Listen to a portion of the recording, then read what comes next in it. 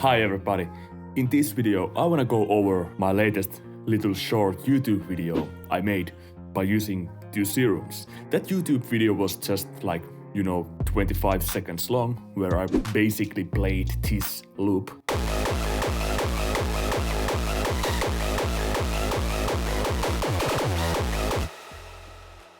And that was basically just a teaser to my new upcoming preset pack for Serum. So in this video I wanna go over the kick that I made with Serum. I made a little class earlier where I talked about how to make kicks in Serum and made one from scratch as an example. And this is the kind of caliber that you can find from my preset packs. I'm going to show you guys how you can come up with something like this. Let's talk about this kick, and I'm gonna disable the lead. And let's go over this sound a bit and what this actually is. What I like to use are these spectral wavetables. You get them when you buy Serum from Splice or whatever. So as you can see, what I'm doing is I'm using this LFO to move this wavetable around like this. I am going to disable the second oscillator for now. So this just gives some nice movement to the sound. What I'm going to do is I'm going to disable all the effects so you can hear the sound by itself. So it is sounding really digital, and you know the drill. By moving this sound, we are getting this really interesting character. And if I go here, this is LFO 6, and disable this control,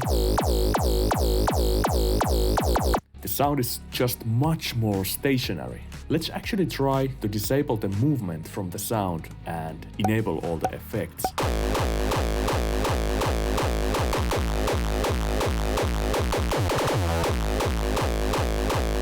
It is not bad by any means. It's really usable. As you might notice, all the movement basically disappears when I disable this LFO. So this is how I usually add movement to the filter. I'm going to disable all the effects again, and I'm going to leave only the compressor here so you can actually hear what happens.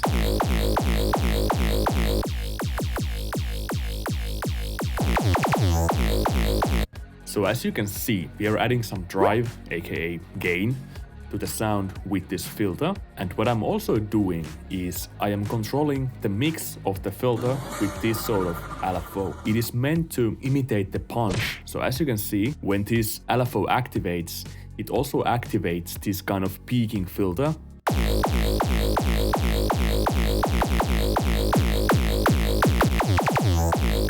So if I disable the filter like completely, there is no contrast, but now when I activate the filter, the punch is kind of louder and the tail is more kind of lame, if you can say so.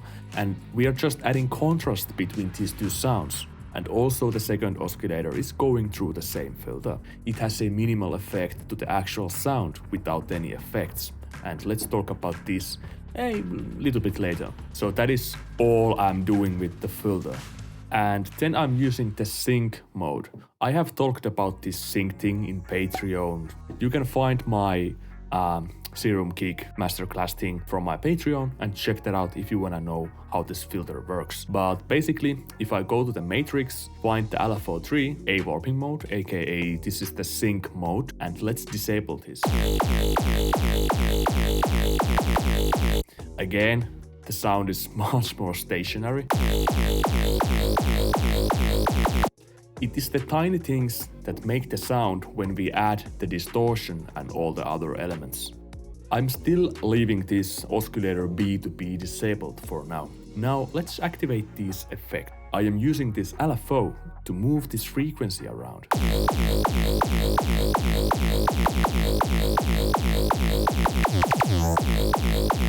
Next up we have a phasing filter.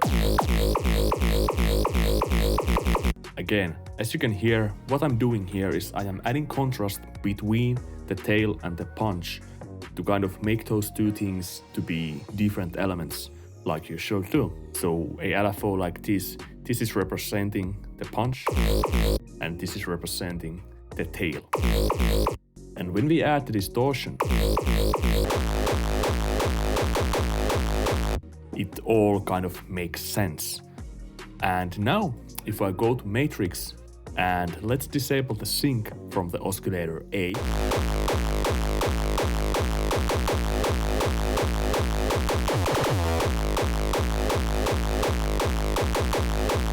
You can clearly hear that this sync thing with this automation, it almost creates like the reverb punch effect without using any reverb. As you heard, before we added the distortion, this effect was really inaudible. It made a just so tiny difference to the sound that you really cannot even hear it. But when you add the distortion and we are pushing these frequencies to the distortion, what is multiplying these certain parts of the sound, making them more aggressive, these tiny changes make or break the sound.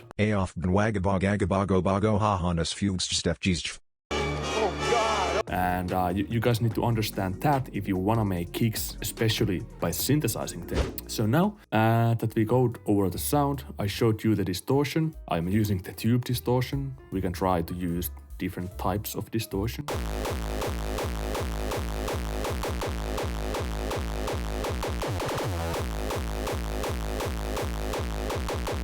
Now if I enable the oscillator B,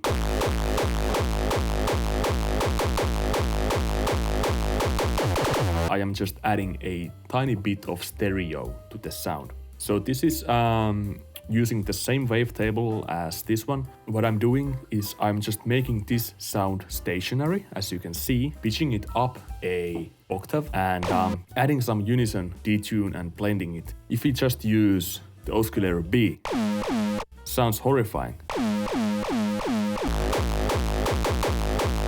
So you need to understand a couple of things when you are making kicks with Serum or synthesizing them in any synthesizer that can do such things. Usually they are wavetable synthesizers. There is a really important thing called processing order. What is the order of your effects? What is the order of your oscillators? And what each oscillator is doing is related to the next oscillator, because we are pushing these sounds through the same effects, same filters, same compressors. So every change you make will affect everything. Bad news! What? Every change you make will affect everything. Oh no! One last thing, let's check this sound without this phasing filter.